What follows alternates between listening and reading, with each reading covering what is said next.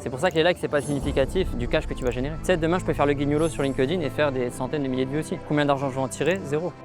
LinkedIn dans le business de l'attention, on est dans le business du cash. Un broke, lui, sa réflexion, ça va être ok, comment je peux gratter, comment je peux appliquer la chose par moi-même. Tandis que la personne qui a du cash, elle va se dire qui peut le faire pour moi. 2000 personnes ultra qualitatives valent bien plus que 200 000 personnes touristes, on va dire. Tu veux t'improviser SEO, bah c'est bien, tu vas finir en page 4. Que ces personnes-là ne likent pas, ne commentent pas. En fait, c'est vraiment les personnes les plus silencieuses. Salut les gars, donc là épisode de podcast un peu différent pour Build Different. Je sais pas ce sera le numéro combien encore exactement. Mais donc j'ai le plaisir de recevoir Nassim Aberkan qui lui est spécialiste du coup en stratégie marketing ou aussi en copywriting dans le but d'attaquer en fait ce qu'on appelle les whales. On va revenir ensemble avec Nassim sur qu'est-ce que c'est un whales et du coup on profite du cadre donc du Emotion Mastermind. Aujourd'hui on a passé un bon moment avec Taï Lopez, on a eu de belles images, on a pu parler avec lui, c'était vraiment très très sympa, de bons feedbacks et justement Taï Lopez a cette vision d'attaquer les whales que Nassim connaît si bien. Et donc c'était le moment parfait pour que tu nous introduises ce concept, que tu nous le présentes, parce que beaucoup de gens passent à côté et ne savent même pas ce que c'est en fait en France. Ouais, j'ai eu l'occasion de parler un peu avec Taï Lopez et il a validé directement le principe de Wells. C'est même lui qui a pris la parole par rapport à ça. Il parlait du fait que si on faisait du contenu un peu trop bullshit ou un peu trop mass market, on allait attirer des personnes qui ne sont pas qualitatives et je suis vraiment à fond dans ça, que ce soit dans le contenu. Vu que tu as un pied dans le SEO, pour moi je fais partie en tout cas du type de personnes qui pensent que le SEO attire du lead qualitatif parce que c'est une intention de recherche. C'est pas du lead, contrairement à l'organique, on va dire, où on peut attirer des personnes moins qualitatives. L'intention de recherche va vraiment valider le fait que la personne en face de nous a un besoin, a, on va dire, une envie de résoudre une problématique. Et c'est pour ça que je te suis suivi aussi sur PushRank et que je te suis régulièrement l'activité de PushRank. Parce qu'au-delà de PushRank, du coup, comme vous le savez tous ici, il y a aussi PicLab. Donc PicLab avec l'agence, c'est exactement ce qu'on fait. Et là, ce qu'on a mis en place, ça nous a permis d'avoir une fidélisation de nos gros clients, donc un groupe suisse. Que je présenterai très bientôt, je pense. Je vais essayer d'organiser quelque chose pour pouvoir vous introduire un petit peu leurs activités. Parce que c'est des personnes qui font énormément d'argent, qui sont dans des business qu'on n'a pas trop l'habitude et qui ne prennent pas forcément la parole sur ce genre de podcast, qui ne créent même pas forcément de contenu, mis à part dans leur business et encore. Et ils sont sur des gros marchés, des trucs qu'on n'a pas l'habitude, c'est super intéressant. Donc voilà. Euh, Toi, par rapport à ce qu'on a vu justement aujourd'hui avec Taï Lopez, euh, la différence qu'il a mis en scindant le niveau sur le marché français, le niveau sur le marché américain, et le fait qu'il ait mentionné justement cette sensibilité des Américains d'aller chercher les gros clients, donc les whales, vraiment les personnes qui, si vous signez un contrat avec eux, ça peut changer énormément de choses pour vous. Comment toi, tu mets en place des stratégies pour faire ça, déjà sur le marché français, Ouais. et après on pourra discuter d'autres choses. Déjà, le marché américain, c'est un peu différent dans le sens où ils sont un peu moins affectés, en tout cas dans mon professionnel, un peu moins affectés par les vanity metrics, là où sur le marché français, ça fait assez, on va dire, beaucoup de personnes vont faire du contenu pour avoir des likes, pour avoir des commentaires, pour avoir de la visibilité. Alors qu'en fait, ce qu'on veut, c'est pas avoir de la visibilité, c'est avoir de la bonne visibilité auprès des bonnes personnes. Et c'est ce dans quoi je suis, en tout cas avec une stratégie qu'on appelle whale bait. C'est via le contenu attirer les personnes, les grosses têtes d'affiche, on va dire, uniquement vers le contenu qu'elles puissent venir en inbound. Parce que ces personnes-là ne likent pas, ne commentent pas. En fait, c'est vraiment les personnes les plus silencieuses. Et toi-même, tu as dû être contacté plusieurs fois dans ton activité par des personnes que tu n'as jamais vues, en fait, qui te suivent depuis très longtemps et qui t'ont jamais liké, t'ont jamais commenté, pourtant ils sont là. Ouais, il y a pas mal de clients qu'on a signés comme ça en fait. Régulièrement, c'est une question que je reçois parce que ça fait maintenant 2 ans que je crée du contenu sur LinkedIn. J'ai commencé par ce réseau social-là.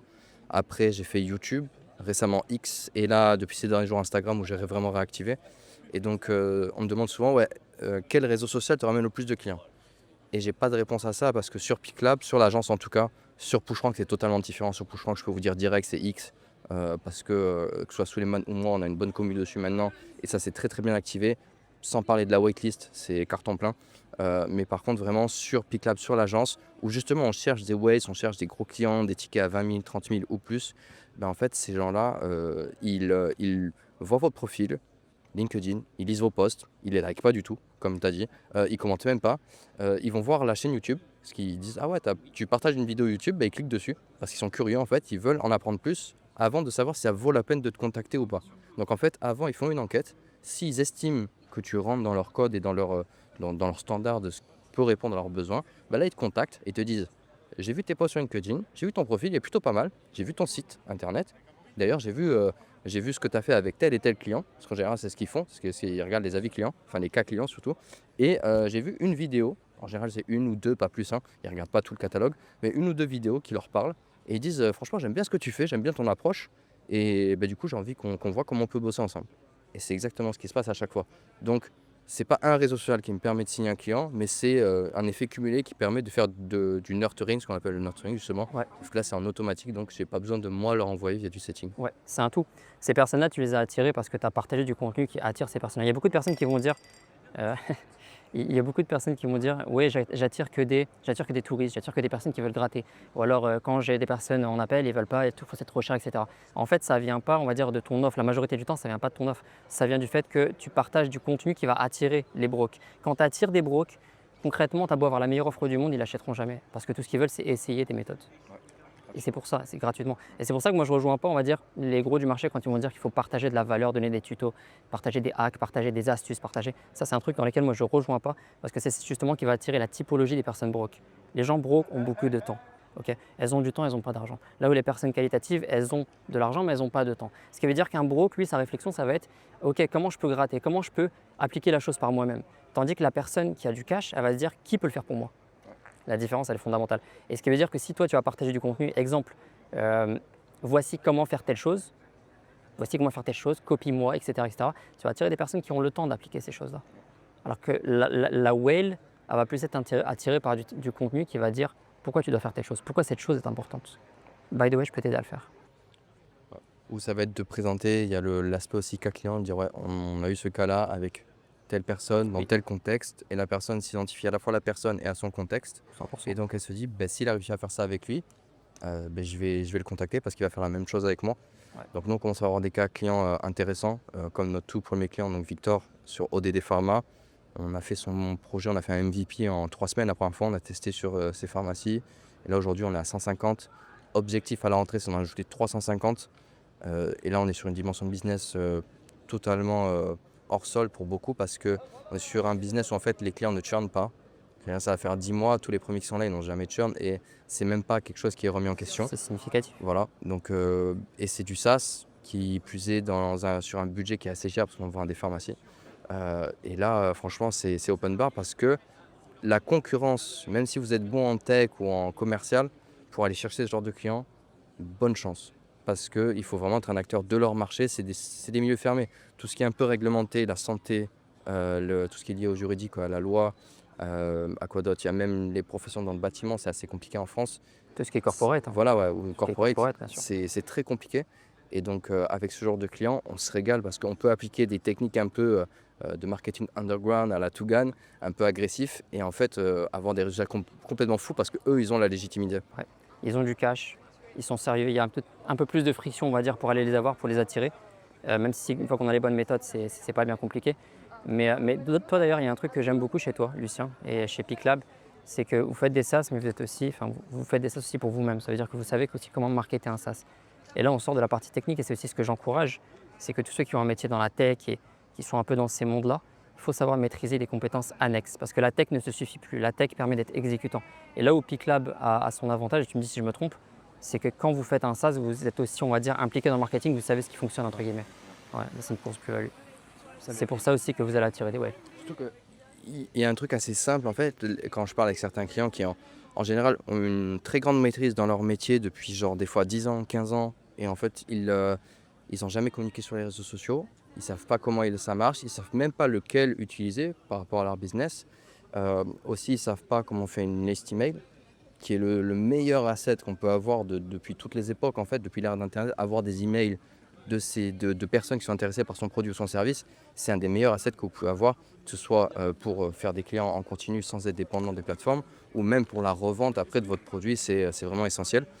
Et donc on met en place assez rapidement des choses pour essayer de leverager ça. Et aussi ce qu'on commence à faire de plus en plus, et ça on n'a pas d'offre encore dessus, mais ça va venir très très rapidement, parce que à force de le faire gratuitement et d'avoir des résultats, il faut qu'on le price maintenant. Ouais. C'est qu'en fait on aide nos clients à préparer, pas des pitch decks, mais en gros soit des petites présentations, soit trouver des arguments, etc. pour préparer leurs échanges commerciaux pour vendre le SaaS. Parce qu'en fait ils sont peut-être bons pour vendre leurs produits dans la vraie vie avec leurs clients, mais quand il s'agit de cet outil-là, ils n'ont pas le vocabulaire, ils connaissent pas aussi qu'est-ce qu'on peut valoriser ou pas concrètement. Donc, et ils savent pas maîtriser aussi les chiffres des fois. Les canaux aussi, hein. Voilà. Et les Tu canaux de es très distribution. présent sur LinkedIn. Sur LinkedIn, on a les SaaS users à fond. Et la majorité des SaaS vont utiliser des canaux comme LinkedIn, vont utiliser des canaux comme le SEO. Et c'est là où toi tu maîtrises et là où tu peux tirer ton épingle du jeu. Et là où est la plus-value pour moi de Piclab. Pour moi, la grosse plus-value est là. Parce que si c'était juste faire des SaaS, ça, je peux aussi prendre un freelance et le faire. C'est ça. Mais ce qu'on veut, c'est faire un SaaS qui est market fit. Il y a beaucoup de clients qu'on a signés à la fin, je leur demande toujours, ok, pourquoi tu es parti avec nous au final? Qu'est-ce qui a été l'élément déclencheur? En fait, c'est que à chaque fois, ils nous disent, vous êtes une structure, vous êtes plusieurs, ça se voit que vous avez pas que cet aspect tech, donc pas que consultant, pas que exécutant plutôt, mais plutôt justement de consultant, où on va venir un peu en partenaire, intervenir, donner aiguiller un peu les gens, et aussi même des fois faire intervenir le réseau. Parce qu'à force d'être présent nous sur les réseaux sociaux, on commence à connaître un petit peu de monde, avoir voilà, quelques numéros dans notre téléphone qui sont intéressants et qui peuvent aider ces mêmes gens à débloquer, que ce soit pour le fait de comme il disait, c'était qui disait, c'est Ethan tout à l'heure, juste tout à l'heure il disait ça, Ethan. Le fait en fait de développer ton réseau, ça permet de, même si toi tu n'en as pas besoin, je sais pas, un média buyer, peut-être moi aujourd'hui j'en ai pas besoin, peut-être mon client il a un état où lui il va en avoir besoin. Et donc je vais dire, ouais, moi je connais quelqu'un qui peut trouver le meilleur média buyer. Et en fait, je te fais gagner du temps et de l'argent, mais énormément en fait. Bien sûr. Parce que s'il cherche lui-même une agence pour du media buying, il y en a beaucoup Et qui puis sont pas bons. le temps qu'il trouve la bonne, il va perdre de l'argent, il va perdre du temps. Au final, c'est là la plus-value, c'est que des fois, tu sais, on n'a pas envie de passer, on va dire, de payer quelques centaines d'euros, quelques milliers d'euros supplémentaires pour un truc un peu plus premium. Sauf que si tu prends la solution bas de gamme, au final, tu auras du bas de gamme. Si tu payes quelque chose de pas cher, tu auras du pas cher, bien sûr, tu auras des résultats bas de gamme. Et c'est pour ça qu'il y a plein de personnes qui se plantent dans un projet et des fois, c'est juste du détail. Ça veut dire que le mec va tout faire premium, et il y a une fonctionnalité, un seul truc dans lequel il va dire vas-y, ça c'est pas important, je vais faire du bas de gamme. Il fait du bas de gamme parce qu'au final, c'est ça qui va lui faire plomber tout son temps, tout son argent, tout son projet. Et c'est dommage parce qu'il y a plein de projets qui sont magnifiques, donc tu m'en as parlé d'ailleurs pas mal, qui sont super, mais les personnes ont du mal souvent à mettre les moyens qu'il faut, ont du mal à aller avec la bonne énergie et ils gâchent un peu un projet qui, sur le papier, pourtant avait tout pour réussir. C'est pour ça qu'avec PushRank, qui est du coup le SaaS qu'on vient de sortir là maintenant il y a 48 heures, là pile au moment où on parle, on a déjà en fait 70 personnes qui ont mis la CB, qui utilisent le SaaS, qui nous font des retours. Taï Lopez était choqué. Ouais, Taï Lopez était choqué. choqué quand je lui ai dit, parce que je lui ai dit, ouais, on a lancé à 48 heures, on a 70 utilisateurs. Et je sais d'expérience que c'est pas dans les 48 premières heures qu'on fait le plus, ça vient surtout après, quand en fait, parce que les early adopters dans un SaaS, c'est vraiment genre de 0 à 5% de ce que vous allez faire. Et en fait, tout le reste, ils attendent les premiers retours des early adopters, donc les premiers qui vont utiliser votre produit ou même votre service au final.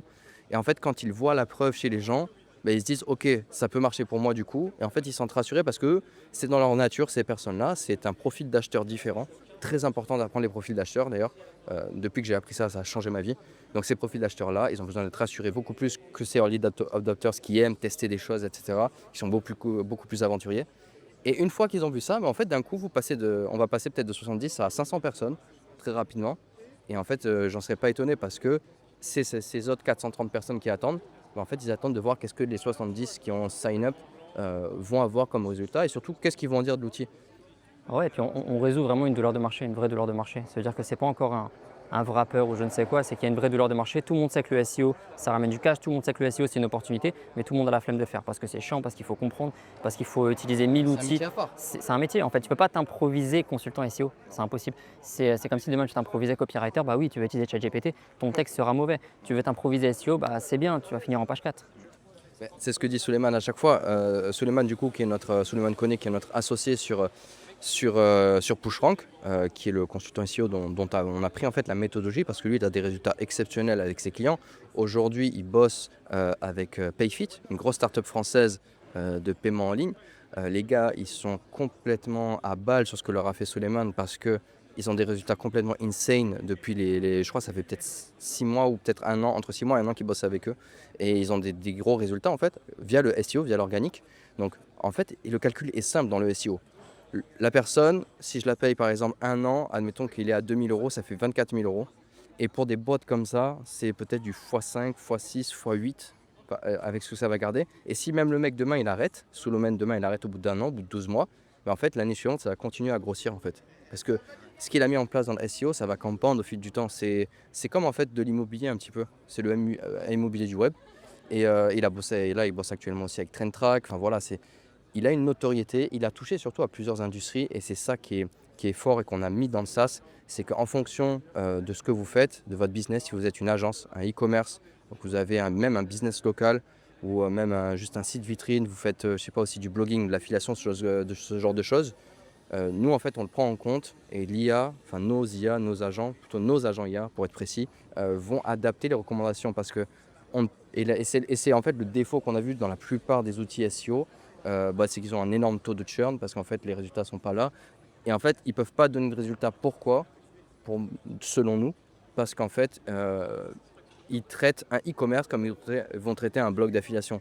En fait, c'est deux business qui n'ont rien à voir et un consultant SEO n'applique jamais les mêmes stratégies ou ne regarde pas les mêmes choses en fait quand il arrive sur ce genre de Bien site. sûr, il y a aussi tout ce qui est marché avec peu de concurrents, marché grosse concurrence, il y a aussi tout ce qui va être sophistication marché. Enfin, il y a plein d'éléments comme ça. Mais ce que j'aime bien avec le SEO, c'est que c'est un vrai actif. Ça veut dire que si demain tu vends ta boîte, ta position SEO elle sera comprise dans le prix de la boîte. Ce qui veut dire qu'en fait, tout le cash que tu vas mettre dans ton SEO, surtout quand l'outil, on passe par un outil comme PushRank, tout le cash que tu vas mettre dedans, mais il sera récupéré mais fois 1000, non seulement par les clients que tu vas générer, mais ne serait-ce que par la valorisation de ta boîte après le SEO. Avec ça, en fait, ça rend le truc limite no-brainer. C'est ça que j'aime bien avec le SEO, c'est que, comme je te disais, c'est un domaine dans lequel c'est chiant le SEO, on va pas se mentir. C'est chiant. J'ai déjà essayé de m'y mettre, en plus j'ai déjà essayé de regarder 2-3 trucs, j'ai vite compris que c'était pas pour moi. Mais si demain j'avais un outil comme PushRank qui m'aurait permis à cette époque-là de rank dans les premières pages, dans les premières positions, je serais allé les yeux fermés. On va dire le retour sur investissement, il est no-brainer au final, il est no-brainer. Surtout que là, on est sur des prix en prix là en version bêta. L'annuel, il est à 470 € en lancement. On a fait presque moins 50% sur le prix que ce sera après. Parce qu'on est persuadé qu'en fait les gens qui vont l'utiliser dès maintenant, ils vont commencer à avoir des résultats. Et en fait, ces gens-là, pourquoi aussi on le rend payant en phase de bêta comme ça? Parce qu'en fait, les gens qui donnent un peu, comme ça, une petite somme, c'est pas énorme, mais en fait, ça permet d'avoir des gens très impliqués. Et là, aujourd'hui, j'ai déjà une vingtaine, trentaine de retours d'utilisateurs, de features qui me conseillent, des choses auxquelles on n'avait pas du tout pensé. Et en fait, en fait parce que c'est des gens qui testent l'outil, les early adopters, qui sont un peu, ils ont fait un peu de SEO, ça se voit, il y en a. Ils savent de quoi ils parlent. Et c'est un plaisir pour nous d'avoir ces utilisateurs-là en premier, parce qu'ils nous font des recommandations archi pertinentes. Et en fait, ils solutionnent, pourtant eux, ils connaissent le SEO, ils solutionnent un problème que même eux ont avec ça, parce qu'en fait il y a trop de tâches qui sont reloues, il y a trop de choses à penser, à regarder en même temps, et nous on a simplifié tout pour le mettre tout au même endroit dans un seul et même outil. C'est ça la grosse force. C'est ça que les utilisateurs, selon moi, en tout cas, c'est ce que j'aurais voulu avoir à l'époque. C'est vraiment ne pas me casser la tête avec SEMrush, avec Href, avec tous ces trucs, les mots-clés, aller chercher Google Trends, aller chercher trucs. Je suis marketeur. Ouais. Je suis pas un gars du SEO. C'est-à-dire que moi, si demain je devais me mettre en SEO, soit je prends un consultant, et là, vu qu'il y a PushRank, PushRank directement. Selon moi, c'est l'option la plus rentable, on va dire, pour avoir un retour, pour ne pas payer une fortune, parce que les agents, les consultants SEO, on va dire, si tu payes moins de 2K à 5, c'est que tu as un gars qui n'est pas trop en place, donc tu n'es pas sûr d'avoir des résultats. Et donc, si un outil qui a fait ses preuves, qui est en mesure de t'amener en page 1, no-brainer. Ah, tu es obligé d'investir, c'est ça. Moi en fait là on est en train de build le tool qu'on aurait aimé avoir pour PicLab aussi. Parce qu'en fait on s'est rencontré avec Suleiman parce qu'on cherchait un consultant SEO. J'ai fait un tweet sur X, encore une fois, la puissance des réseaux sociaux, d'avoir un réseau. Et j'ai eu une dizaine de commentaires qui m'ont parlé de Jotaro SEO. Je me suis dit, c'est qui ce gars? Je vois, à l'époque, il avait encore sa piqûre de manga. Sa pépé manga là. Je me suis dit, mais c'est qui ce mec et tout ça? Je me suis dit, vas-y, ça doit être encore peut-être un rigolo ou quoi. Donc j'étais très méfiant. Et il me propose un appel, donc on fait cet appel ensemble et il me parle de ses cas clients. Et en fait, j'étais choqué parce que il me parle de PayFit. Il me parle de, comment s'appelle le truc humanitaire Croix-Rouge, la Croix-Rouge en France. SIDAction. SIDAction. C'était pas la Croix-Rouge, voilà, SIDAction. SIDAction et d'autres noms comme ça, maintenant que j'ai oublié, de gros noms. Et il me donne en fait les résultats qu'il a eu avec eux. C'est-à-dire de quoi ces gens-là partaient, qui étaient chez eux d'ailleurs, genre, enfin pas qui les noms, mais genre c'est des agences, des freelances, etc. Et eux, lui, ce qu'il a mis en place et les résultats qu'ils ont. Et en fait, quand il m'a dit ça, je lui ai dit ok, c'est combien? Il m'a dit son prix. Je lui ai dit ok, nous on investit pour au début 3 mois. Et après les 3 mois, on a renouvelé encore jusqu'à ce qu'en fait il y ait la sortie de PushRank et que maintenant en fait on soit nous on est les bêta-testeurs, les premiers, les bêta-testeurs de notre SaaS. Ça fait un moment que nous PicLab est plugué dessus et que je génère les articles de blog avec, que j'analyse le site, que je l'améliore, que je revois, enfin j'utilise en fait les conseils que lui me donnait avant. Ça s'est passé comment la collab? C'est genre lui qui était la tête pensante, on va dire, sur les fonctionnalités, sur ce qu'il faut mettre, etc. Et vous plus sur le côté exécution, tech, qualité du produit? Oui et non, parce qu'en fait, lui, il connaît très très bien le marché. Moi, je ne le connaissais pas et je me lance pas sur un marché que je ne connais pas. Et c'est dans ma nature, je me suis fait un compte sur tous les SaaS SEO. Je me suis fait un compte sur tous ces SaaS-là. Je suis allé sur Reddit, j'ai analysé le marché en profondeur pour voir qu'est-ce que disaient les users de ces SaaS, c'était quoi le problème. Et comme je l'ai mentionné, ce qui est revenu, c'était que les gens se désabonnaient énormément de ce genre de SaaS parce qu'ils n'étaient pas satisfaits de la qualité et des résultats qu'ils avaient et surtout d'un manque de visibilité globale. Et en fait, dans le monde du SEO, les gens qui cherchent, les utilisateurs qui cherchent ce genre de solution-là, ils ne veulent pas forcément comprendre comment ça marche, mais ils veulent au moins que ce soit visible. C'est-à-dire voir des courbes qui montent en vert, voir des courbes qui montent en rouge. Voilà, je ne vais pas donner tous les détails parce que sinon il y a des gens qui vont nous prendre des trucs. Mais en gros, c'est de rendre la chose un peu palpable. Parce que le SEO, c'est énormément de data, c'est beaucoup de trucs qui vont dans tous les sens. Et c'est pas facile en fait de le rendre palpable pour le commun des mortels, quoi. Ça prend du temps, quoi. Et le truc qui m'a surpris avec Souleymane, c'est qu'il a cassé pas mal de croyances que j'avais par rapport au SEO. Par exemple, quand je parlais avec lui, qui me disait que le SEO, tout le monde dit que c'est long terme, mais en 3 mois, tu peux déjà avoir des positions. En 3 mois, tu peux déjà avoir des résultats. Le premier lead qu'on a eu sur PickLab, c'était 2 mois. Ouais, bah voilà. Mais moi, quand je parlais avec des gars du SEO, ils me disaient c'est 6 mois, entre 6 mois et 1 an pour avoir déjà des Et premières encore, positions. nous, c'est 2 mois. Pourquoi? Parce qu'on n'est pas un e-com ou un blog d'affiliation. Blog d'affiliation, je suis sûr, en quelques semaines, ça peut se faire. Mais en plus, Un vous êtes e-com, ça peut sur être rapide. sur des mots très compétitifs ou Oui, c'est sur sur des les mots mots de très la tech, compétitifs, ouais, etc. Là, il y a un mois maintenant, un peu moins d'un mois, allez, 3 semaines, on va dire, j'ai eu un appel sur WhatsApp avec un prospect qui venait en fait de Gemini. Elle a parlé de son projet à Gemini, la cliente, enfin la prospect, et elle lui a dit voilà, trouve-moi une agence pour réaliser mon projet. Et on est remonté dans les 3 agences qui ont été présentées. Et pourtant, ça fait 6 mois qu'on fait du SEO. On a commencé en tout début janvier et on part d'un site qui a été sorti en octobre ou en novembre, je ne sais plus. Et c'était une landing page, une single page, il n'y avait qu'une page. Donc il y avait aucune optimisation en plus. On n'avait rien optimisé, que ce soit sur nos meta titles, même de la page principale.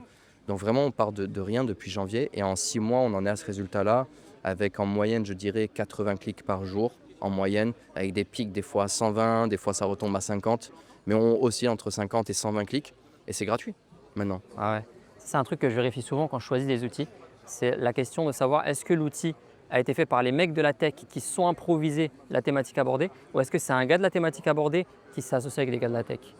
Tu vois? Parce qu'un gars, on va dire des devs auraient très bien pu s'improviser SEO. Tu vois? Aujourd'hui, avec Claude, avec Gemini, tu peux après faire un truc à peu près correct, même si tu connais rien en SEO. Après, est-ce que tu auras les techniques des insiders? Est-ce que tu auras des retours de marché? Est-ce que tu as vraiment de l'expérience sur la thématique? Est-ce que tu as testé, Les de méthodes. faire ça sur un e-com, de faire ça sur un blog, de faire ça sur une agence, de faire ça sur juste un site vitrine, de faire ça pour la boulangerie du coin? Non, tu n'as jamais fait. En fait, tu parles de full théorie et du coup, tes clients, ça va être les crash tests. Et il va te falloir tellement d'itérations pour trouver le truc. Souleymane, ça fait presque 5 ans qu'il fait ça. Donc tu vois, en fait, le raccourci, c'est qu'on sait exactement, ce qui marche, ce qui ne marche pas. Et il y a beaucoup, beaucoup de trucs, comme par exemple le géo. Alors le géo, tout le monde en parlait, là, surtout il y a 3-4 mois. Et Souleymane, c'était un des premiers qui me disait, ne t'en occupe pas. Il m'a dit, le géo, c'est un leurre. Et les gens, en fait, sont en train de tomber dedans. Ils pensent que tu peux faire, soi-disant, que le géo. Il m'a dit, c'est impossible. Si tu Il es me dit bon en que... SEO, tu es bon en Oh, géo. De toute façon. exactement, c'est exactement ce qu'il m'a dit depuis le début. Et moi, j'étais un peu sceptique. Je lui ai dit, mais quand même, tout le monde en parle sur X et tout ça. Je vois des gens, ils font des trucs. Ils parlent de ça, ils montrent leurs résultats dans les recherches IA et tout. Il m'a dit non, t'inquiète, ça va le faire. On fait ce qu'on a à faire. Et en fait, il y a maintenant presque 2 mois, Google a sorti un papier. Et du coup, dans le papier, en fait, Google a vraiment cassé tous les on-dit sur ouais, il faut que tu fasses ton LLM.txt comme ça, il faut que tu fasses ça, il faut que tu fasses ça. Et en fait, ils ont dit que en fait, la base, ça reste le SEO in fine. Faut avoir du content qui plaît aux humains. Les robots de Google montrent, ils regardent si ça plaît ou pas aux gens. Quand les gens, ça leur plaît, en fait, ils recommandent. En fait, c'est comme les réseaux sociaux. Ouais. C'est un peu En comme fait, si ça faut avait un truc comprendre l'intérêt. d'impression, de retenue sur les posts. C'est l'intérêt des algorithmes. Les algorithmes cherchent quelle est la meilleure option et apporter une réponse à l'utilisateur. En fait, l'algorithme, il va pas dans ton sens. C'est comme quand on parlait de contenu. L'algorithme, ce qu'il veut, c'est montrer ton contenu au type de personnes qui vont visionner ton contenu. Et si ton contenu plaît aux brocs, il va te montrer à des brocs. Lui, il n'a pas d'intérêt à te montrer aux bonnes personnes. Tu vois, aux personnes que tu vises, il s'en fout de ton business. Lui, son business à lui, c'est la visibilité. Les algorithmes méta, que ce soit LinkedIn, peu importe, YouTube, eux, c'est un business de visibilité. Ça veut dire qu'ils mettent des utilisateurs en face d'un contenu. si ton contenu attire tel groupe, il va te mettre tel groupe. Il ne va pas se poser la question, ouais mais c'est pas ça cible, il s'en fiche. Ça c'est ton rôle de proposer du contenu qui va fit avec le groupe que tu targetes. Et c'est pareil pour le SEO. C'est exactement pareil pour le SEO, c'est exactement pareil pour le JO. C'est des algorithmes. Sauf que là sur le SEO, tu as la main, tu choisis le mot-clé sur lequel tu veux être compétitif et tu vas choisir directement, on va dire de manière plus précise, de manière assez simple, le groupe que tu veux targeter. Exactement. Et est-ce que du coup, toi, tu as un avis sur les gens qui se plaignent constamment, tu sais, des changements d'algorithme? Ils disent, ouais, avant X c'était comme ça marchait mieux. Ou avant, surtout sur LinkedIn, c'est quelque chose que je vois depuis que je suis sur LinkedIn depuis 2 ans, que les gens se plaignent sans cesse des changements d'algo et tout. Et moi, j'ai un petit test en fait. Quand les gens ils me disent ça, j'ai des templates de posts que aujourd'hui, ça m'intéresse plus de le faire dans ce sens-là, mais en fait, je sais qu'ils sont viraux. Et en fait, quand à chaque fois on me dit, ouais, l'algo il a changé, une fois, 2 fois, 3 fois, je me dis, bon, je vais faire mon test. Je run mon test. Et en fait, le post, il fait toujours 50 000 impressions, 60 000. Des fois, il performe plus que ce que je l'avais fait la première fois. Et en fait, je me dis, en fait, non, l'algo, il n'a pas changé. Donc, si mon contenu ne performe pas, ou pas à la hauteur que ce que j'attends, parce que des fois, je fais 2000 impressions, et en fait, j'ai les bonnes personnes qui me contactent après. Et des fois, j'en fais, comme là, le post je crois que c'est pas pareil. Je fais un post qui a bien marché, il y a eu des utilisateurs, c'est pas pareil. Mais il y a des posts que j'ai fait à 20 000 30 000 impressions, et ça me rapporte rien concrètement, mis à part des brocs, comme tu dis. Ouais, et puis c'est des vanity métriques non seulement, et en plus ça te ramène dans un cercle vicieux qui est que l'algorithme va comprendre que ok, là il y a eu 30 000 personnes qui ont liké, qui ont aimé ce post-là, donc je vais montrer plus de posts de cette personne-là à ce groupe de personnes. Sauf que si ce groupe de personnes n'était pas qualitatif, bah, tu vas continuer à attirer ce genre de personnes-là. C'est pour ça que la majorité des personnes avec qui je bosse aujourd'hui, elles ont très peu de visibilité, limite 0 like. Il y a une personne avec qui je bosse qui target les organismes de formation. Je te jure que par post, elle fait 1 like, 2 likes maximum. Et c'est même pas des organismes de formation. Chiffre d'affaires 80K, full LinkedIn, full inbound. Par mois Pour te dire par mois. 80K par mois. Personne ne la connaît. Mais les organismes de formation checkent ses posts et lui envoient des DM de manière directe. Après, je ne dis pas que tu vas faire 80K en faisant ce truc. Ça, c'est vraiment le cas extrême, on va dire. Mais généralement, le nombre de likes est très très peu corrélé au chiffre d'affaires que tu vas pouvoir dégager. Parce que 2000 personnes ultra qualitatives valent bien plus que 200 000 personnes touristes, on va dire, bas du marché. Ben là aussi, j'ai eu un appel il y a 2 jours avec un prospect dans le BTP. D'ailleurs, je dois signer son NDA parce qu'il a le projet qui est déjà run. Il a été avec une agence qui a essayé de l'arnaquer. Très compliqué. Je reçois beaucoup de gens comme ça où en fait les gens ont un gros problème de confiance après coup. Et c'est normal, c'est justifié parce qu'il y a des gens vraiment, c'est des requins. C'est un milieu assez impitoyable, je trouve. Et donc en fait, il m'a dit, j'ai fait une recherche sur LinkedIn. Je suis tombé sur un de tes posts. Et le post m'a plu, j'ai vu ton profil, j'ai vu qu'avec Piclab c'était une structure qui m'avait l'air un peu correcte, j'ai vu le site et j'ai pris un rendez-vous direct. Genre, il a vu le site, genre je crois, il m'a dit c'était vers 15h, il a pris rendez-vous pour 19h. Il n'a pas liké, il n'a pas commenté. Non, il a 0 like, 0 commande, 0 message. On teste ça. Et c'est tout le temps comme ça. Ouais. Non, mais Tout le temps. C'est ça. C'est pour ça que les likes, c'est pas significatif du cash que tu vas générer. Tu sais, demain, je peux faire le guignolo sur LinkedIn et faire des centaines de milliers de vues aussi. C'est pas compliqué. Combien d'argent je vais en tirer? Zéro. Et au contraire, je pense que ça va encore une fois ne pas aller dans mon sens parce que mes prochains posts, LinkedIn va dire ah bah tiens, les bros qui ont aimé son post, bah montrons les prochains posts aux bros. Parce qu'il y a de l'attention. LinkedIn est dans le business de l'attention, nous on est dans le business du cash. Voilà. Stratégie différente, du coup, méthodologie différente, action différente, résultats différents. C'était différent. Bah, ils ont une manière de penser qui est différente. Les gros du marché ne pensent pas comme toi. Enfin, toi, tu es un gros du marché, j'estime. Mais je veux dire, ne pensent pas comme le commun des mortels. Déjà, il pense être le centre du monde, dans un premier temps. De deux, il a très peu de temps. De trois, il a beaucoup d'argent. Comment tu veux qu'ils soient intéressés par des tutoriels, par exemple? Impossible. Moi, justement, le cas qui m'étonne le plus en ce moment, c'est mon pote Kevin Dumont, que du coup tu accompagnes. Que j'accompagne aussi. Que tu accompagnes aussi. Et d'ailleurs, en fait, c'est par Kevin Dumont que j'ai connu Nassim. Je lui ai dit, sur l'agence, là, j'ai plus personne pour m'accompagner. J'ai testé pas mal de trucs, je sens que je suis un peu dans une impasse. Il y a des choses que je maîtrise pas. Pourtant, on a quand même des résultats. On faisait déjà 30K par mois et j'ai envie d'aller plus vite. Et il m'a dit, purée, mais moi, je me fais accompagner par un gars, c'est un gros crack. Il a été chez Mathis Clouet pendant longtemps et c'est le meilleur coach de chez Mathis Clouet. C'est comme ça qu'il me l'a vendu. J'ai dit, vas-y, envoie-moi son numéro. On s'est appelé. En fait, j'ai appelé pour acheter en fait. Ouais, c'était facile. Closing très facile. Il n'y avait pas à closer en fait. Il était solution aware. Take my card, direct. Ouais. Et en fait, les résultats que vous avez ensemble avec Kevin, enfin que tu as avec Kevin, ou je sais pas comment on pourrait dire ça. Donc lui, il n'a pas une si grosse audience que ça sur LinkedIn. Je vois ses posts, il fait des posts à 20 likes, 30 likes. Il y a des posts qui pètent. Il arrive à être viral quand même. Il arrive Il y à arrive. créer de la viralité. Parce que Kevin, il est très très fort là-dessus. Très fort, bien sûr. Mais ça se voit qu'il a changé sa stratégie de par ce que tu lui as montré. Et que maintenant, en fait, il fait des posts qui visent du coup son. Parce qu'il est très très high ticket son offre. Je vais pas dire le prix. Non, ouais. Parce que je sais pas s'il veut que je le dise. Mais c'est très très high ticket. C'est le premium. C'est du très premium même. Parce que dans les offres de coaching comme lui, il n'y a pas beaucoup de monde qui arrive à pricer à ce prix-là. Donc on est sur du 5 chiffres. Et en fait, il refuse des clients littéralement. C'est une Il est vérité. obligé de refuser des clients. Pourquoi? Parce qu'en fait, il leur dit, en fait, pour des raisons, en fait, des fois, là, j'ai vu un post, il disait, on pourra pas travailler ensemble parce que, genre, 2 retards d'affilée ou un truc comme ça, c'est-à-dire qu'au coaching, tu vas pas être là, tu vas pas faire tel truc et tu vas pas faire ça. Et du coup, moi, ça va me saouler, donc c'est mort.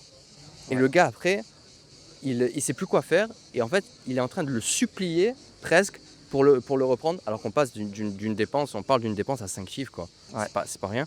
Et il a fait sur ce post-là peut-être 30-40 likes. Et il y a d'autres gens derrière qui le contactent. Et c'est assez ouf en fait. Ouais. Mais Kevin, c'est un tueur. Il est très bon pour générer l'attention. Il est très bon pour convertir l'attention. Ce qui m'interpelle avec lui, c'est que c'est l'un des gars que j'accompagne, en tout cas, qui est le plus impliqué dans les résultats qu'il a avec ses clients. Ça veut dire que limite, il m'envoie plus de messages pour célébrer les résultats de ses clients que pour célébrer ses propres résultats. Tu vois? C'est une dinguerie. C'est le seul qui fait ça. Moi sur Discord, Unity, j'ai un client, il vient d'arriver. En une semaine, il a fait 8K. Genre, c'est-à-dire que le client avait une offre, je sais pas, peut-être qu'en général, c'est des gens qui font peut-être 6 000, 7 000 euros par mois.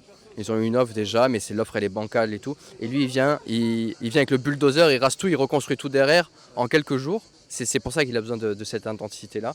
Et les résultats qu'il a en quelques jours, chaque fois, je suis choqué. Je me dis, mais c'est pas possible. Ouais. C'est fou. Mais Kevin, il avait déjà battu une audience. Il y a pas mal de personnes broke qui le suivaient. Et ce qu'on voulait, c'était justement extraire le 10% des personnes les plus qualitatives qui le suivent. Et c'est pour ça qu'aujourd'hui, peut-être que par moment, il va faire un peu moins de likes. Mais c'est parce que c'est des posts qui n'ont pas pour vocation à faire des likes. Ils n'ont pas vocation à faire du reach. Ça veut dire que la qualité de ces posts-là, tu ne vas pas le juger de par le reach qu'il a eu. Tu vas le juger par la conversion qu'il a eu. Donc là, on a parlé pas mal de choses. On a parlé de PickLab, on a parlé de PushRank, on a parlé de SEO, on a parlé de ta stratégie sur le Wellbait. On a parlé de Kevin, du coup, j'ai pris ce cas d'exemple-là parce que moi, je peux en parler, que je le connais très bien. Je parle tout le temps avec lui, c'est un ami. Il est venu chez moi, on s'est vu à Paris. Enfin voilà, c'est un pote. D'ailleurs, j'espère qu'il viendra me voir à Tanger au Maroc, un de ces quatre. Et du coup, voilà, maintenant qu'on a parlé de ça, qui est-ce qui t'inspire aujourd'hui, que ce soit sur le marché français ou américain, et avec qui tu veux nous partager, peut-être que les gens ne connaissent pas trop, qui est intéressant à suivre? Jeremy Hines aux US. Jeremy Hines? Ouais. Ok, je connais pas. On n'a même pas parlé. Tai Lopez l'a mentionné d'ailleurs. J'étais assez surpris. Ouais, Il l'a mentionné tout à l'heure, ouais. Il l'a Et mentionné. je croyais être le seul à le connaître. Bon, il a quand même une petite audience. Surtout maintenant, il est de plus en plus mainstream. Mais en France, il est très peu connu. Ah, ça mais m'étonne c'est pas. excellent. C'est excellent ce qu'il partage. Sa chaîne YouTube est excellente. Et allez le suivre, allez checker ses contenus. C'est supérieur à ce qu'il fait en général, que ce soit sur les US ou sur le marché français. C'est assez impressionnant. Ah, parce que les gens, quand ils disent qui c'est que tu suis, ils vont dire justement Tai Lopez, qui est très connu. Ils vont dire Alex Hormozy, tu vois, des noms comme ça. Et en fait. Ça, c'est niveau 1. Enfin, Tai Lopez, pour le coup, est très, on va dire, bourrin. Il focus, on va dire, sur les bases du marketing. Mais si tu appliques les méthodes d'Hormozy, oui, c'est bien, mais 10 millions de personnes font comme toi. Ouais, c'est ça en fait. C'est ça que je veux dire, c'est que ces personnes-là, tout le monde les suit. Et du coup, tout le monde essaye de faire comme eux. Et quand tu essayes de faire donc de la vente comme eux, ou de la prospection comme eux, ou toutes ces choses-là, que tu appliques leur technique, bah en fait, tu sonnes un peu comme les autres. Tu es le millionième à faire ça. Ouais, voilà, c'est ça. C'est pour ça que quand souvent, ce qui m'arrive de rentrer en contradiction avec ce que dit Hormozy, c'est pas parce que ce que dit Hormozy est mauvais, c'est parce qu'il y a trop de personnes qui se sont mis sur ce créneau-là, ce qui veut dire qu'en France, on ne peut plus reprendre, on va dire, ce créneau-là. Mais sinon, voilà. Jeremy Hines, tueur, un tueur. Allez, Top. Est-ce qu'il y a un sujet en particulier dont tu voulais qu'on parle? Parce que là, il va bientôt faire nuit. Je pense que l'éclairage ne va pas être ouf. de toute façon. Bon, on a fait le tour. On a fait le tour, Ok. ouais. Ok, mais là, on va couper là. C'était un plaisir. Merci à toi d'être venu. Ça m'a fait très plaisir de t'avoir. Je sais pas comment ça va être le son parce que j'essaie de bouger un petit peu comme ça le micro. Sinon, Mastermind, qu'est-ce que tu en as pensé juste globalement dans quelques secondes? Alors, le mastermind est super intéressant. Je trouve qu'il y a peut-être un peu trop de monde à la rigueur. C'est un peu plus compliqué pour networker. Par contre, la qualité des intervenants est insane. Les discours sont insane. Le travail d'Ethan est vraiment incroyable. Je ne sais pas comment il a fait pour Je sais pas comment il a fait, il est fou. ça. C'est incroyable. Ce gars, il est plein d'énergie. Hein. Ouais, c'est incroyable. Mais on a quand même pu connecter avec pas mal de personnes. C'était intéressant. Ouais, franchement. Ouais. Personnes super intéressantes. Mais à refaire sans tout ça. À refaire. Et puis, si j'ai l'opportunité, je referai l'autre mastermind. C'est un genre d'événement, on va dire, que j'évite de rater parce qu'on en sort toujours, on va dire, avec du positif. On a pu parler avec Tougan un petit moment quand même. Avec Togan, avec Tai Lopez. Et Tai Lopez. On a parlé avec Tai Lopez. Yomi Denzel, c'était impossible parce qu'en fait, il est venu, il est reparti. Ouais, c'est un peu. Et je pense qu'en fait, il est tellement mainstream en France que. Tai Lopez, ce qui est bien, en fait, c'est que mine de rien, il y a la barrière de l'anglais. Et il n'y a pas à dire, les Français, enfin, vous êtes nuls en anglais, quoi. Je dis vous parce que je ne m'occupe pas dedans. Je suis français, mais je suis bon en anglais, je ne suis pas comme vous. C'est catastrophique le niveau. Sauf là, encore dans l'événement, je voyais beaucoup de gens qui parlaient très bien anglais. Ouais. C'est des gens qui font Comprenez du tout cash ça. aussi. C'est des gens Mais éduqués voilà, qui c'est des font gens du qui cash. voyagent et tout. Bien sûr. Et je voyais beaucoup de gens, ça se voyait qu'ils avaient envie de parler, mais qui hésitaient parce que, alors qu'en français, ils ont posé plein de questions. Beaucoup de gens posaient des questions en français. Et donc, ça, c'était vraiment sympa. Et Tougan, c'était un plaisir de le rencontrer. Parce qu'on le voit sur les réseaux. On connaît un peu sa doctrine, surtout que toi, tu as été formé avec lui. Voilà. Ouais, j'ai Moi, je l'ai grandi connu avec que lui. de. Ouais, voilà, tu t'es fait avec lui, on va dire. Moi, je l'ai découvert il y a que 1 an et quelques. Depuis, je trouve que c'est le meilleur en France. C'est le meilleur. Sur le marketing, il n'y a pas à dire. De loin, de très, Ouais, très de loin, de loin, de loin. Et en fait, encore une fois, un peu comme Suleiman dans son univers, Tougan dans son univers, c'est quelqu'un qui est capable de parler de toutes les industries, un peu, du SaaS, de l'infoprenariat, de la vente de formation, bon, infoprenariat, quoi, mais aussi d'autres business parce que c'est un touche-à-tout, quoi. Ouais. Et c'est pas tout le monde qui a Et il est cette super inspirant parce qu'il est très clivant. Et quand il veut te dire les choses, il te les dit directement. Il ne va pas passer par 4 chemins. C'est pas ce qu'on appelle un yes man, comme faisait référence, je crois que c'était Yomi qui disait ça. Bah, d'ailleurs, Mais bon, c'est tout l'inverse. je dis à la fin, mais moi, quand j'ai présenté l'idée le SaaS qu'on venait de lancer à Tougan, il m'a dit ouais, non, je l'aurais pas fait. Et je savais qu'il me dirait ça. Mais mine de rien, en fait, toujours pragmatique, ça a été ok, le truc il est fait, vas-y, lance-le. Mais Tougan, c'est quelqu'un qui n'aime pas les marchés ultra concurrentiels. Et c'est ce qu'il m'a dit, c'est que ouais, il y en a tout le temps des SaaS qui sortent, etc. comme ça. Mais le marché est énorme, et je l'ai vu avec TrendTrack. En fait, TrendTrack m'inspire énormément. Ce que construit Bichente avec Romain et toute leur équipe, avec Quentin qui est au Gross, c'est vraiment fou. Et ils sont super inspirants parce qu'ils sont arrivés sur une industrie qui est ultra concurrentielle. Des SaaS dans le e-com, il y en avait déjà plein. Bah, il y a le SaaS de Yomi au final aussi. Yomi, il a un SaaS dessus. Très très bien. Je ne sais pas s'ils l'ont dépassé en termes de MRR, mais en tout cas, parce que je ne sais pas combien fait Yomi tout simplement. Mais en tout cas, ce qu'ils ont fait en maintenant 15-16 mois, il y a en bootstrap en plus, sans levée de fonds, accessoirement, il n'y a quasiment aucun acteur français qui a réussi à faire ça. Qui a fait ça. Non, en bootstrap, je pense pas, tu vois. Et c'est assez fou, ils sont en train de construire un truc énorme. Et moi, ça m'inspire ce push-rank. Et on a envie d'aller faire la même chose, quoi. On a envie de taper des. C'est ce que je disais tout à l'heure par rapport au réseau, c'est que au-delà du fait que tu peux apporter une qualité de produit supérieure, tu as aussi toutes les personnes autour de toi qui ont fait monter des SaaS à des millions et qui du coup sont dans ton univers. Et c'est pour ça aussi que tu es la meilleure personne pour faire monter les SaaS, au-delà du fait que tu peux le build. Oui, aussi, il y a ça, ouais. Il y a cet aspect-là, c'est que des fois, quand je parle avec des clients qui, eux, sont. Par exemple, une fois, je parlais avec un client qui, lui, il a une boîte donc, on va dire, de tout ce qui est plomberie électrique. Il fait 2-3 millions par an de chiffre d'affaires, donc ça va, c'est loin d'être dégueulasse, quoi. Il s'en sort très bien. Mieux que nous, en tout cas, sur PicLab, pour être honnête, nous, on ne fait pas encore 2-3 millions de chiffre d'affaires par an. Mais en fait, quand je lui parle de ces références-là, et que je lui présente ce qu'ils font, et je lui dis, tu vois, lui, il a un business, il fait ça, ben, je lui ai parlé en fait parce que c'était un peu. Il y avait un truc intéressant entre Digifil de Vincent et lui, son business à lui, le SaaS qu'on a monté, et je lui ai expliqué un peu. Et en fait, le gars était choqué, mais il me dit, comment ça se fait que tu connais ce gars? Ben, en fait, je dis, c'est les réseaux sociaux, à force, je connais le CTO qui bosse avec lui depuis longtemps, et du coup, petit à petit, tu commences à connaître des gens. Et c'est pour ça qu'on est sur les réseaux sociaux. Je lui ai dit, c'est pas que pour faire des vues aussi, c'est pour connecter avec des gens, c'est ça le but. Et ce que je disais, c'est que tout le monde reconnaît ta tête maintenant. Ah ouais, la barbe rousse, les gars, c'est. Ici, il y a tout le monde qui t'a regardé. Ici, ouais, les gens m'ont beaucoup regardé à cause de la barbe rousse parce que sur LinkedIn, je pense que j'ai fait depuis 2 ans environ entre 10 et 12 millions d'impressions. 10 et 12 millions d'impressions. Et je sais qu'en fait, en France, donc, tous ceux qui ont un compte LinkedIn m'ont peut-être vu une fois. Et la barbe rousse, c'est mon attribut. C'est pour ça aussi que c'est quelque chose que j'entretiens particulièrement. Après, on me demande qu'est-ce que je mets dessus, rien. Rien, c'est naturel, comme ça. Donc c'est mon atout physique naturel sur lequel je peux le plus capitaliser. Et d'ailleurs, Tai Lopez en parlait à un jeune tout à l'heure de 17 ans qui avait des lunettes en fait avec un verre très épais pour voir. Et ce jeune-là, en fait, il doit en jouer, il doit faire quelque chose avec. Matichkou a le sien, tout le monde a le sien en fait. Kevin Dumont avec le chauve, voilà. Ouais. Comme quoi les chauves faisaient plus d'argent que ceux qui avaient des cheveux. C'est une théorie. Ouais, c'est une théorie. Tai Lopez a des cheveux. Voilà, par exemple. C'est vrai. Et qu'est-ce que je voulais dire d'autre là-dessus? Oui, il y a eu pas mal de gens qui sont venus me voir ici, avec qui j'avais jamais parlé ou échangé, interagi. pour me demander des conseils. En général, c'est des développeurs, honnêtement, parce que je suis très connu, donc très connu. Je suis connu tout court chez les développeurs. Et donc, ils me demandent des conseils pour essayer de se lancer en freelance ou de monter une offre en fait dans ce domaine-là parce qu'ils savent qu'on a PicLab. Et c'était vraiment c'est assez spécial en fait quand vous avez des gens qui vous approchent et qui vous disent ouais c'est toi Lucien Intel qui fait ça, ça, ça. Et c'est une sensation assez particulière quoi.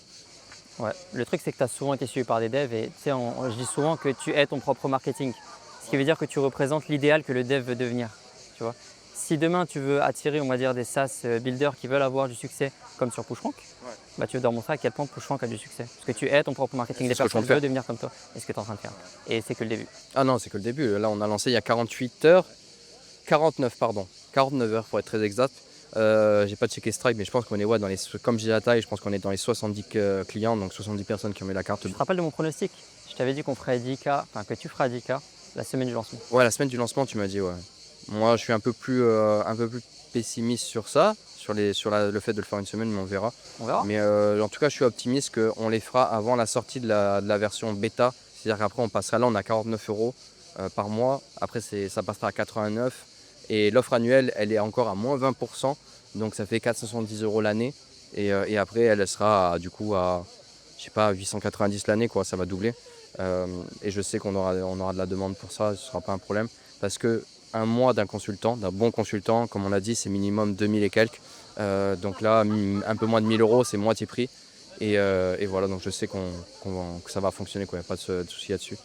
Et on n'a même pas activé nos canaux de distribution. C'est-à-dire que là, c'est vraiment que des posts. C'est vraiment que des posts et la waitlist. On avait préparé ça, mais c'est-à-dire qu'il n'y a rien eu d'autre. Et on en a sous pied. Mais on le laisse volontairement parce que là, déjà, on se fait noyer de messages de features à mettre dans la roadmap et de cas qu'on n'a pas pu rencontrer en faisant nos tests. Parce qu'on a testé sur plein de sites internet notre outil, mais on n'a pas tous les sites du monde. On n'a pas accès à tous les sites, quoi, parce qu'il faut connecter plein de trucs, Google Search Console, tout ça. Et là, du coup, maintenant qu'il y a beaucoup de gens qui connectent leur site, on voit ce qui se passe, ce qui ne va pas, et on améliore avec eux, et c'est génial. Et la team est réactive en plus de ce que j'ai vu. On est 4. Moi, je suis encore dans le dev là actuellement. Je vais assez rapidement en sortir parce que là, je suis vraiment en support pour valider certains trucs et tout. Mais sinon, on a Fahri, mon associé CTO sur PicLab et CTO sur PushRank. Et on a nos deux devs, donc Kevin et Sofiane, que je remercie immensément parce qu'ils ne comptent pas leurs heures, les gars. En fait, ils bossent avec nous jusqu'à des 3h du matin, 2h du matin. Ils ont vu le potentiel. Ils ont capté qu'on était en train de construire un truc qui était complètement insane. Et donc là, en fait, les gars, il y a 4 devs qui bossent 10 heures par jour ou 12 sur le SaaS pour en fait corriger ce qui ne va pas et implémenter toutes les features que vous nous donnez. C'est-à-dire que le SaaS, déjà, là, le SaaS en 48 heures, il y a eu genre une trentaine de tickets qui ont été faits. Genre, c'est fou. Et en un mois, depuis la villa à Tanger, où on s'est tous réunis, et c'est là où en fait il y a eu cette grosse impulsion, cette énergie qui a été mise dans le SaaS, on en a fait genre 400. Ouais. Alors qu'en 3 mois avec Fahri, on avait fait 400 tickets, on en a fait plus de 400, même 500 je dirais. Donc c'est complètement fou ce qui est en train de se passer. C'est que le début. C'est que le début, affaire à suivre. Super. Merci Nassim, Avec merci plaisir. de nous avoir écoutés. Je pense que je couperai certains passages, mais franchement très très cool. Et je vous dis à la prochaine épisode. Ciao.